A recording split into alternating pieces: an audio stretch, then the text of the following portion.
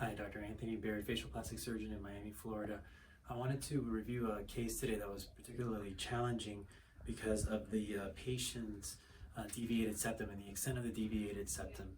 He had a completely bent caudal septum. The caudal septum is the most anterior, the part that's closest to the nostrils, and that's the part of the septum that is the most difficult to reconstruct and correct because it is a part of the septum that gives stability to the tip.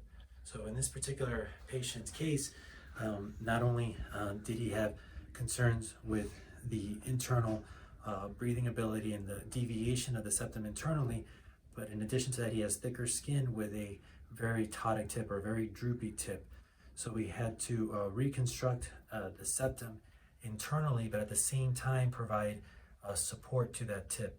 So to do this, it's a more of a complicated maneuver where I use bone from the back of the septum called the vomeric bone, and then I shave that bone down to a very thin piece and puncture little holes in it, and that serves as a little plate, if you will, which then can manipulate and bend the septum and essentially reconstruct the septum.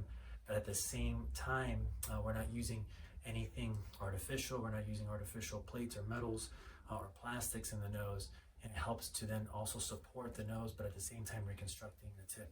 So he's here with us postoperatively, and I just wanted to show from the front of the nose, we basically reduced the flare of the nostril in this case, but particularly in the profile of the nose, we were able to elevate and support the tip while still maintaining a strong and masculine profile to the aesthetics of the tip area.